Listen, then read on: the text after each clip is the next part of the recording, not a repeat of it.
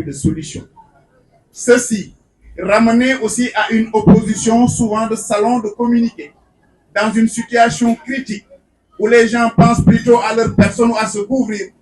Nous avons décidé de rompre le pont, de s'engager dans une voie de salut pour porter une décennie, pour une destinée. Voilà pourquoi nous avons décidé solennellement, en toute liberté, en toute quiétude, de quitter le Bokk Gis Gis et de créer un nouvel élan libéral pour porter des ambitions. Mais c'est l'occasion de remercier tout le Bokk Gis Gis, à commencer par le président Pape Diop qui a été un mentor, un père, un modèle, une référence. Seulement, il est arrivé à un moment où la donne est jeune. Il est arrivé à un moment où je sens être prêt de porter des ambitions, de réunir autour de moi, non pas des gens qui vont me suivre. Je ne suis pas un messie. Je ne suis pas porteur de la solution, mais je pense être imbu de disponibilité pour réunir autour de moi des personnes capables de pouvoir relever les défis qui nous interpellent, les défis du chômage, les défis de la sécurité, les défis du développement, les défis de la disponibilité de l'eau, les défis qui interpellent notre génération, les défis qui interpellent notre pays. Non, non, non encore, je n'ai pas la solution. Je fais partie de la solution et je pense pouvoir tendre la main à ma génération avec un dosage intelligent, avec des aînés qui vont nous accompagner, mais qui soient dans la lisière pour nous donner les idées pour que nous portions les vrais combats. Pour ceux qui attendaient que Moussa vende son âme, ils vont encore patienter. Je suis et je reste dans l'opposition. Et pour continuer le combat en toute dignité, en toute responsabilité, mais que personne ne compte sur moi pour porter le combat de X ou de Y. La seule chose qui nous intéresse, c'est le Sénégal. Le seul combat que nous portons, c'est celui du peuple. Les seuls objectifs que nous voulons, c'est le développement de notre Sénégal. Tant que les gens sont sur le sillage de la vérité, nous serons avec eux. Sans qu'ils détourneront ce sillage, ils nous auront en face. Nous sommes jeunes, nous avons le temps, nous avons la disponibilité et nous pensons disposer d'assez de courage pour porter le combat. Pour aimer le Sénégal et porter son développement, il faut avoir son temps. Il faut avoir le temps de faire du Sénégal, il faut avoir le temps d'écouter les Sénégalais, il faut avoir le temps de faire le tour du Sénégal. Ne pas être des opposants de salon ou de saison. Nous serons des opposants de conviction. Nous ne portons pas, nous ne serons pas dans des règlements de compte. Nous n'avons pas peur de nous réveiller demain et d'être convoqués. Parce que jëluñu dërëmu kenn ginaaru kenn nenuñu li ñu bëgg mooy liggéeyal suñu réew ci kaw yar ci kaw jub ci kaw yërmande ndax réew mi dañu gis ni le Sénégal est divisé, le Sénégal est séparé. Maintenant le Sénégalais est devenu méchant. Qu'est-ce qu'il faut réussir? La concertation. Il faut que les gens se parlent. Il faut que ceux qui sont au pouvoir, comme je l'avais dit à l'hémicycle, cessent d'être blasés. Ils ont été élus. Qu'ils acceptent que le chemin pris n'est pas le meilleur. Cela ne dédouane personne. Tous ceux qui ont pris l'argent du peuple injustement, ci kaw yar ci kaw jub ci kaw yërmande ndax réew mi dañu gis ni le Sénégal est divisé, le Sénégal est séparé. Maintenant le Sénégalais est devenu méchant. Qu'est-ce qu'il faut réussir? La concertation. Il faut que les gens se parlent. Il faut que ceux qui sont au pouvoir, comme je l'avais dit à l'hémicycle, cessent d'être blasés. Ils ont été élus. Qu'ils acceptent que le chemin pris n'est pas le meilleur. Cela ne dédouane personne. Tous ceux qui ont pris l'argent du peuple injustement doivent le payer. Mais faudrait-il pas qu'on prenne des prétextes fallacieux pour régler des règlements de compte?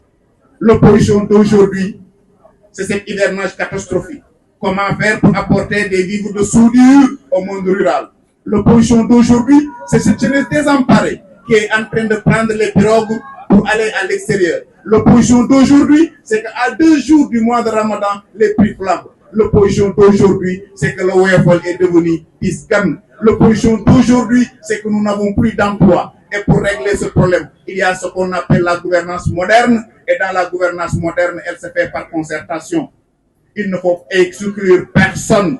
Si nous voulons régler le problème du Sénégal, il faut inviter ceux qui sont capables de le faire. Les Sénégalais ont fait un choix que nous respectons. Les Sénégalais ont choisi Diomaye Faye comme président de la République. Mais admettez avec moi qu'au plan économique, ça ne bouge pas.